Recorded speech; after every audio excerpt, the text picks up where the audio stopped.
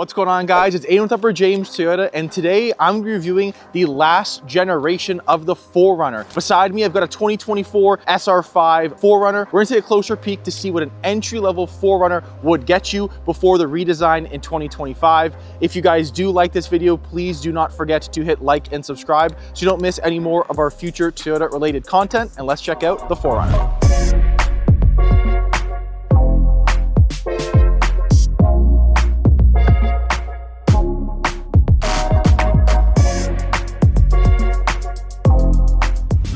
Let's start up front with the powertrain. Now, if you're one of the lucky owners of this generation 4Runner, you'd be getting a 4-liter V6 paired with a 5-speed auto. And if you've driven the vehicle, it is an interesting transmission that we did offer on this, only because it's a little bit clunky. It takes a little bit of time to shift, but it's also one of those really cool things jumping into this vehicle because it basically is a truck, just not on a truck typical platform. So it is pretty unique to this vehicle. Now, power-wise from this big V6, you'd actually be surprised. It doesn't make a whole lot of horsepower. It's rated at about 270 horsepower and about 278 pound-feet of torque. So if you do smash the gas, it actually doesn't really go. But that's kind of the fun of one of these vehicles because it's just built like a truck and you definitely feel that behind the wheel. Now, looking at the front end, I am a huge fan of this generation 4Runner, and I'm not really too sure what I think about the new gen. I think that I like the style of it, but I did prefer this generation a bit more than the new ones. Now, it definitely needed some tech upgrades, some safety sense upgrades, and definitely more convenience features on the inside, but this being a base level entry-level 4Runner you could have gotten, this actually does come loaded with quite a few things. Now, the one thing I will say that this one is missing, which I do love when a 4Runner has, is the hood scoop that would go in the direct middle of your hood. I think it just adds a little bit more of that off-roadiness and a little bit more of that bulky look. You guys can let me know down below in the comments what you guys think. Now, one of the last things I'm gonna be mentioning on the front end of this design on the 4Runner, for an entry-level vehicle, this does come with fog lamps. Now, the interesting thing is that Toyota says they are LED front lights, which are your headlights and your fog lamps, which is true, but oddly enough, it actually doesn't give you much visibility off the front end. I always find driving one of these in the nighttime is that it doesn't seem that bright on the front end, which is why I'm a huge fan of any 4Runner like the TRD Pro for this current generation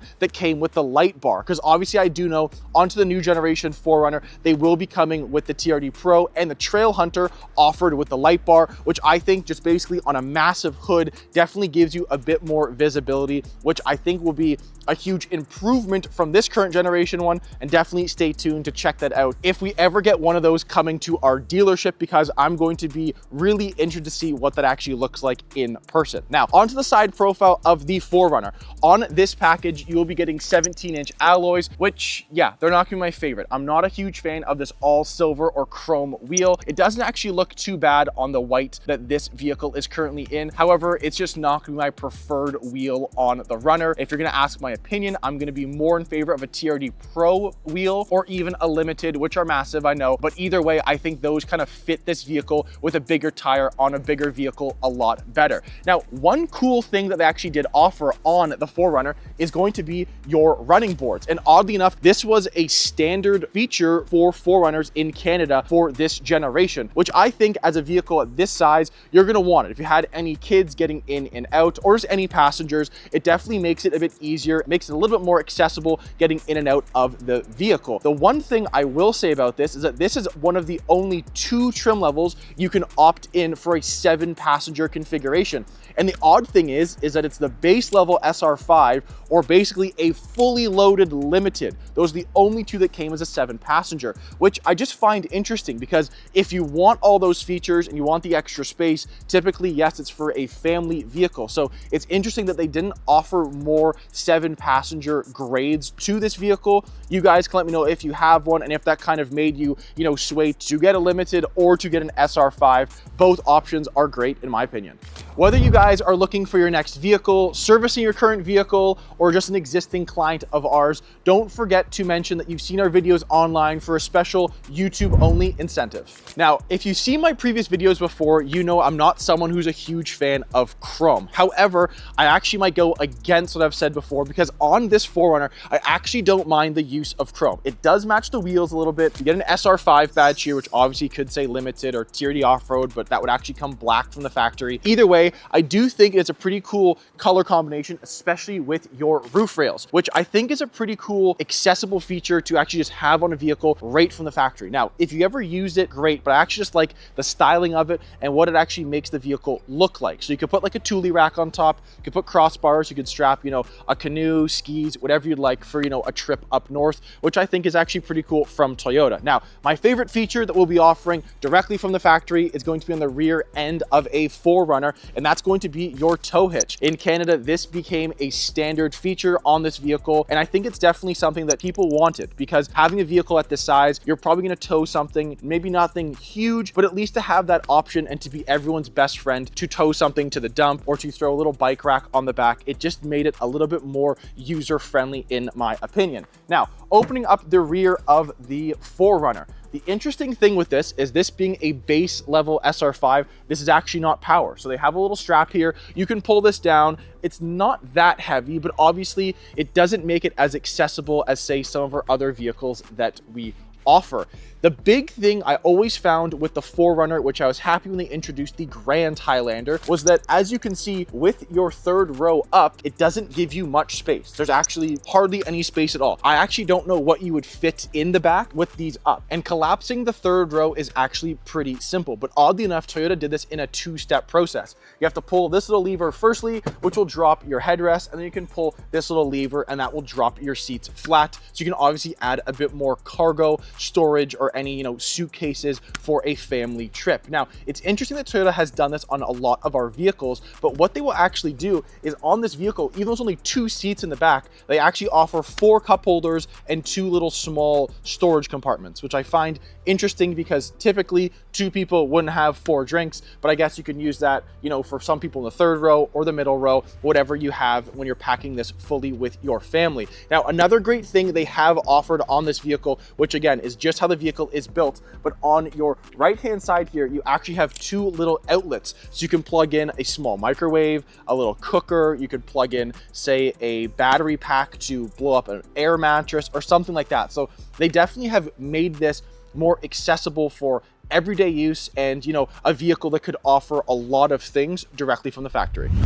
Alrighty, now jumping into the SR5 4Runner. Now, like I mentioned before, this is an entry-level vehicle, and it's pretty nice that Toyota has loaded that up with a few features that typically you would have to upgrade a package to actually receive. So, standard, you get soft tech seats, which is like our fake leather. It feels like it acts like it. It just doesn't cost as much to repair, which I do like on any of our vehicles. You get a power passenger side seat, which typically isn't offered on a lot of our vehicles. You have to up to a pretty high trim level to get a feature like that, just like a sunroof and some small other convenience features like, say, a bigger screen and stuff like that. But oddly enough, on a 4Runner and this generation, this was a larger screen you got, which definitely needed a refresh. So I'm happy to say that the 2025 do get the more, you know, advanced screens, just like our Tacomas and other vehicles like that. However, oddly enough, being on the inside, the one thing I've always noticed on a 4Runner compared to, say, a Grand Highlander, a Sequoia, some stuff like that, is that your windows are massive on this vehicle.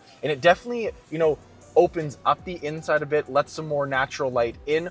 But it is interesting compared to any other vehicles on the market. Maybe that's because I come from a smaller vehicle that I drive. If you saw my previous video driving my GR86, is that vehicle being a bit smaller. Yeah, obviously space versus that and onto this, they're very, very different. However, just visibility wise, you do get a lot of, you know, light, and these windows do feel a bit larger than normal, but I like that. It's kind of cool to have that on a vehicle at this size. Now, a couple things on the inside that I just find interesting on the 4Runner, and I never really knew this until I started working here, because, you know, talking to clients are like, I love my 4Runner, whether it's a 2012, whether it's a 2016 or a 2022, whatever it was, everyone always said the same thing. And it's just, they give you such good practicality in a vehicle like this, kind of feeling like a truck, and this engine was bulletproof. But I found it odd because on the inside, I really wouldn't look and see this is a 2024 vehicle. You know, I look at the screens, I look at the dials, I look at these old little displays like we had on the Camry, for example, that had the actual cutout buttons of where the air was going and stuff like that. I just found it pretty interesting. Now,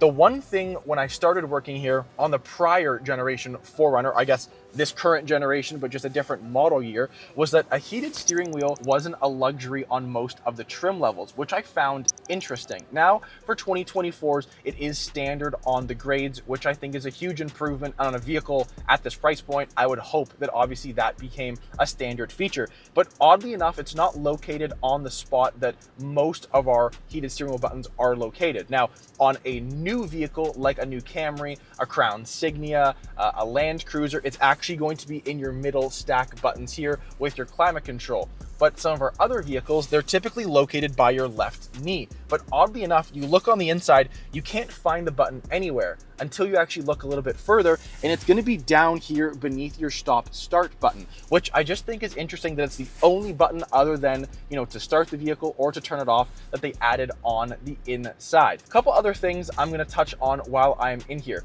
This definitely does have one of the most interesting heated seat designs. And when I say that is that you actually have this little roller here. So typically on most of our vehicles, we have, you know, a 3-stage heated seat that has a high, medium, and a low. This one actually just has this little roller. You just roll back or forward. So forwards you're full, and then, you know, bringing it back is going to be turning it off or a bit lower, which I think is just kind of cool. It actually gives you a little bit more customization on how warm you want your seats, because I find high is too hot, medium's, you know, too weak. So I want kind of something in between that. And I find that on a long trip, or from ever driving one of these or any of our vehicles that do have that heated seat, you know, staging, is that I'm always kind of going to high and then switching to medium because I'm just getting too hot on the inside. So I do like what they've done there. The last thing I want to touch upon being on the inside is going to be this screen. Now, if you've been a Toyota customer for a while, if you've had our vehicles in the past, you will know that this screen looks very, very familiar. It kind of came from a Highlander,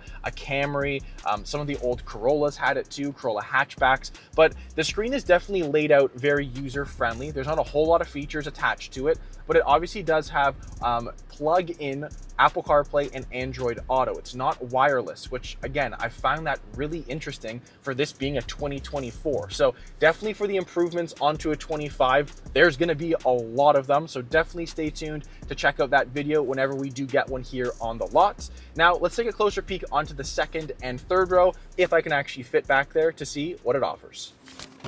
Alrighty, now jumping into the second row of the 4Runner. Now, this being definitely one of our bigger vehicles that we offer, I will say that my headspace is actually pretty good back here. They have this good little cutout for your second row passengers. So, you know, I'm actually pretty comfortable here. I don't mind this whatsoever. The seat's actually in the furthest back position it can be, and I still have quite a lot of legroom, which I'm gonna be a big fan of. Now, one of the biggest features I love on this vehicle, which is something so small that we just don't offer on a whole lot of them, is going to be this little rear storage compartment behind both the driver and passenger side seats. Now, I remember growing up, my mom had an RDX and this had it as well. And I found it so convenient because I could always, you know, throw my iPad down there or any books or stuff like that. So I just find that for any people in the rear of this vehicle or even kids, this would be a very convenient thing to have. And it's odd that we don't offer that on a whole lot of our vehicles. So interesting what Toyota has done there. Now, if you were sitting in the back here, you do definitely have a few things that will make your time back here a little bit more enjoyable. What I mean by that, number one, cup holders. Toyota always does a whole lot of cup holders, and they add, I think, a few too many into the vehicle versus how many people it can actually carry. So I've got 2 in my door, there's 2 on the passenger door, and I've got 2 in here as well, plus another 4 in the third row seating. So they've definitely offered, you know, 10 different cup holders for about 5 people back here. So if you've got 2 drinks each, perfect. Not too sure how many people will have that while driving one of these. Now, other than that though, you're not getting a whole lot of things to do back here. You don't have any heated rear seats, but you do have 2 USB ports and 2 fans, which you don't have any control on for the temperature. The person in the front has to decide that. Now, oddly enough, for this vehicle being a 5 or even a 7 passenger like this one here, is that there's actually no option, even on the front screens, to set the temperature in the rear. So typically on most of our vehicles, that is something that we offer. So, you know, if the people in the front were cold, but they wanted heat in the back, you can kind of move that around. It's interesting that it's just one climate control for the entire vehicle. So obviously you're just hoping that everyone's gonna be fine with the temperature that you do set. The one thing I will say, which I did not mention on the outside of the vehicle, but I'm going to mention now, is that this current 4Runner, and I'm happy to say that the new generation has it as well, is going to be the power folding glass in the rear. So your full rear glass can fold all the way down and all the way back up, which I just find so cool. And I love seeing people driving these on the road, and they've got, you know, two big dogs in the back. They've got their heads out the back window, just enjoying life. I think it's something super cool that definitely, you know, adds a little bit of that, you know, different factor onto a vehicle like this that typically you just don't see on most of our vehicles. Now, I'm going to try and jump into the third row here. I'm gonna see how that works. I'm gonna magically appear in the back there. I don't really want to put on camera what it's gonna look like me getting into it, but stay tuned for 2 seconds and I'll be back there. And I'm in the back. Now, I'm not comfortable back here whatsoever. This is actually probably going to be the squishiest fit I have in the third row of any of our vehicles. And if you saw a video that I did, one of the first ones we actually posted, between a Grand Highlander and a regular Highlander, I was in the third row of the Highlander. I had more space than this, and I'm regretting not being in that vehicle right now, saying that I felt super, super squished, because I'm not comfortable at all. It's actually so odd that my toes are on the ground, but my heels actually don't fit. Like it feels so uncomfortable to sit back here. However, if you were smaller, had smaller kids, this could definitely work for you. For someone at my size, this is not the seat I would be asking to sit in even for 5 minutes. I'm not comfortable back here whatsoever. However, like I mentioned, onto the trunk, if you did have anyone back here, you've got these nice little storage compartments, which I don't know if you can see, but they're right down here. I've got 2 cup holders. I've got some charging ports. So any smaller kids, great. Or even want to fold these seats flat and just use, obviously, the middle bench for your 3 passengers and keep this for cargo. I would say that's probably your best bet on this kind of 4Runner. All right, guys, so to wrap things up on an SR5 4Runner, if you did get this vehicle back in 2024, this would be coming in at $53,390. That's your MSRP for a 24 model year. Obviously, you have to add freight and PDI, dealer, admin, licensing fee, and tax on top of that. But for a vehicle at this size, with the features it has, I want to see down below in the comments, you guys let me know what you think of that price point, and if you'd be, say, buying this or opting in for a fully loaded 7-passenger, which is the limited model, which comes in around $7,000 more. Now, one of the biggest things on this vehicle, which most people actually talk to, they know what they're signing up for. But on this engine with this transmission, fuel efficiency is not going to be your best friend. Yes, it takes regular fuel, but combined between city and highway, you're averaging 13.8 liters per 100, which, yes, that's not the greatest. I'm interested to see what the new turbo 4-cylinder on the 4Runner will do, or even just the hybrid motor itself, because obviously fuel efficiency and power will be greatly improved. If you guys did like this video, please do not forget to hit like and subscribe so you don't miss any more of our future Toyota related content, and we'll check you guys out in the next video.